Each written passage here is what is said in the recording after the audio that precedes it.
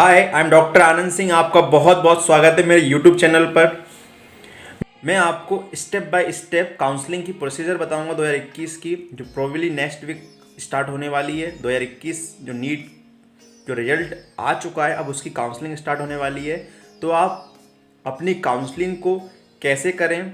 बच्चे बहुत कंफ्यूज रहते हैं कि वो अपना ड्रीम कॉलेज कैसे लें, वो कौन से मतलब उनको कितना अमाउंट देना पड़ेगा, अगर वो अमाउंट कैसे वापस मतलब रिफंडेबल है या नहीं है रिफंडेबल।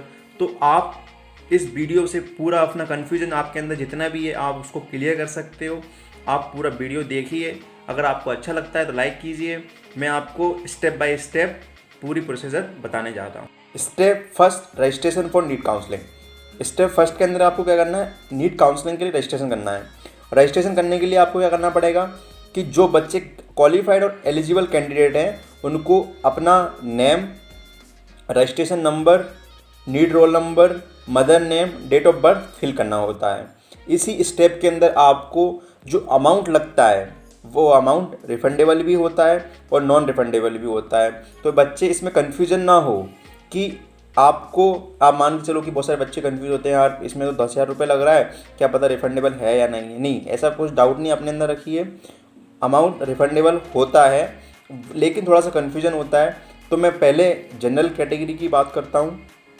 जनरल कैटेगरी बच्चों के लिए जो अमाउंट लगता है नॉन रिफंडेबल, मतलब ये अमाउंट रिफ़ंड नहीं किया जाएगा।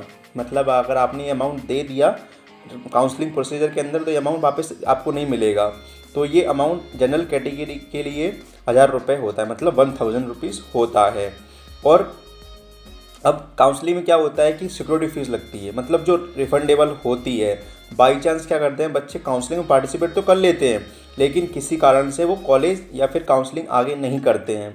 तो ऐसे में बहुत सारे कॉलेजेस और काउंसलिंग जो प्रोसीजर हो रही है उसमें सिक्योरिटी फीस के लिए वो कुछ अमाउंट लेते हैं। वो अमाउंट 10,000 रुपये है।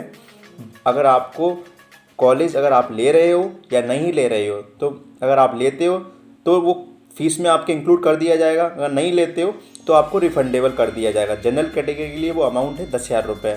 उसी प्रकार SC, ST, OBC, physical, PWD जो बंदे होते हैं उनके लिए जो अमाउंट है काउंसलिंग फ़ीस जो नॉन रिफंडेबल है वो 500 रुपये है। और जो सिक्योरिटी फीस जो मैं जनरल कैटेगरी के लिए बताया था रिफंडेबल होती है वो 5,000 रुपये है। उसी प्रकार अगर आप डीम्ड यूनिवर्सिटी के अंदर अगर आप एडमिशन लेना चाहते हो तो उसमें general, SC, ST, OBC, PWD सभी के लिए जो नॉन रिफंडेबल अमाउंट होता है वो 5,000 रुपये होता है। और जो सिक्योरिटी फ़ीस होती है वो 2 लाख रुपए होती है, मतलब रिफंडेबल। अगर आप एडमिशन ले लेते हो तो एडमिशन फ़ीस में इंक्लूड कर दी जाएगी, अगर नहीं लेते हो तो आपको रिफ़ंड कर दी जाएगी। वो होता है 2 लाख रुपये अमाउंट। अब आपने कंप्लीट कर लिया first step, then second step start हो। Step second, choice filling for NEET counselling. बच्चे इस स्टेप के अंदर बहुत ज़्यादा कंफ्यूज होते हैं। कन्फ्यूज़न का क्वेश्चन और कन्फ्यूज़न होना लाजमी है, क्योंकि बहुत सारे बच्चों के मार्क्स इस समय ऐसे हैं कि कोई 400 पे है, कोई 350 पे है, या कोई 400 पे है, कोई 500 पे है। मतलब उसके मार्क्स इनके बीच में आ रहे हैं, 350 से लेके 600 नंबर के अगर बीच में भी आ रहे हैं तो बच्चा बहुत कंफ्यूज रहता है। वो सोचता है क्या मुझे MBBS मिलेगा या मुझे BDS मिलेगा, प्राइवेट MBBS मिलेगा, प्राइवेट BDS मिलेगा। तो इस कन्फ्यूज़न को आप ना सोचिए, पहले आप उस चीज़ को फिल करना जो आपको मिल सकता है अपने मार्क्स के अकॉर्डिंग। तो चॉइस फिलिंग इसी प्रोसेस के अंदर क्या होता है कि आपको कॉलेज, मान के चलो आपके मार्क्स 200 आ रहे हैं तो लाजमी आपको गवर्नमेंट कॉलेज तो मिल नहीं सकता है। तो आप प्राइवेट कॉलेज की लिस्ट तैयार कीजिए, उसमें से इन नंबरों के अकॉर्डिंग आपका कौन सा कॉलेज आपको मिल सकता है उसकी लिस्ट आप बनाइए। तो चॉइस फिलिंग के अंदर सिर्फ इतना सा होता है कि आप कौन सा कॉलेज लेना चाहते हो, आपके मार्क्स कितने हैं, आप उसको फिल कीजिए। और लिस्ट तैयार होगी, मतलब 10-15 कॉलेजों के नाम उसमें लिस्ट में रहते हैं, उनमें से आपको सेलेक्ट करना है और चॉइस फिल कर देनी है। ये स्टेप सेकंड हो चुकी है। स्टेप थर्ड, ये स्टेप थर्ड जो होती है वो जब पूरा कंप्लीट फर्स्ट और सेकंड प्रोसेस हो जाती है, देन जो काउंसलिंग प्रोसीजर जो स्टेप चल रही हैं उसमें से आपका रिजल्ट घोषित किया जाएगा। मतलब जब काउंसलिंग का जो रिजल्ट आता है उसमें कहा जाएगा कि जो आपने कॉलेज चॉइस फिल किए थे उनमें से आपको कॉलेज मिला है या नहीं मिला है। बाई चांस अगर आपको कॉलेज मिल जाता है, मान के चलो MBBS से आपको कॉलेज मिल गया है, देन इसके अंदर आपको वो मतलब आप जब लॉगिन करोगे कि आपने वो जो चॉइस फिल की थी उसमें मेरा नाम आया कि नहीं आया। अगर आपका नाम आ गया तो आपको वो जो अलॉटमेंट लेटर है उसको डाउनलोड कर लेना है। डाउनलोड कर लिया आपने, देन आप कॉलेज में जाओगे। कॉलेज वो अब स्टेप आगे जो स्टेप आएगी उसके अंदर बताया जाएगा कि क्या करना होता है अलॉटमेंट लेटर के साथ। अब step 4 reporting to the allotted college. जो आपको स्टेप 3 के अंदर जो आपको कॉलेज मिला है, जो आपने चॉइस फिलिंग में फिलअप किया था, स्टेप 4 के अंदर जो आपको कॉलेज मिला है उसमें आपको जाना पड़ेगा अलॉटमेंट लेटर लेके। और कॉलेज अगर आप पहुंच जाओगे तो आपसे सबसे पहले वो कुछ डॉक्यूमेंट की लिस्ट मांगेंगे, देन वो अलॉटमेंट लेटर को चेक करते हैं। और कॉलेज पहुंचने से मतलब जब आप कॉलेज पहुंचते हो तो कुछ गलतियां ना करें। उन गलतियों का मतलब है कि आप जो डॉक्यूमेंट स्पेसिफिक जो काउंसलिंग प्रोसीजर के अंदर दिए जाते हैं, बच्चे क्या करते हैं कि उन डॉक्यूमेंट को कुछ ना कुछ डॉक्यूमेंट वो छोड़ देते हैं। उससे क्या होता है कि आज आपकी जो कॉलेज की जो प्रोसीजर होता है वो थोड़ा सा लेट हो जाता है। तो आप उसको ऐसी गलती आप ना करें। उससे बचने के लिए आप जो मैं डॉक्यूमेंट की लिस्ट बता रहा हूँ उनको पूरी तरीके से आपके पास वो डॉक्यूमेंट होना चाहिए।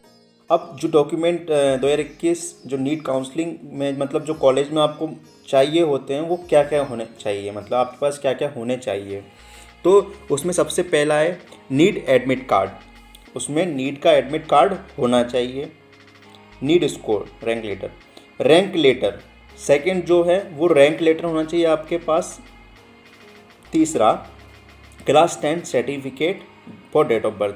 क्लास 10th का सर्टिफिकेट होना चाहिए। 10th का सर्टिफिकेट की ज़रूरत क्या है, आपकी डेट ऑफ बर्थ चेक करने के लिए। जब आपने नीट का फॉर्म भरा था ना, तो उससे वो क्रॉस चेक करते हैं कि जो बच्चा है उसकी डेट ऑफ बर्थ सेम है या अलग है। Class 12th certificate and marksheet. Class 12th की जो आपकी जो मार्कशीट है वो भी आपको लेना पड़ेगी। आईडी प्रूफ, ये बहुत इंपॉर्टेंट होती है। आईडी प्रूफ जो सबके पास होती है।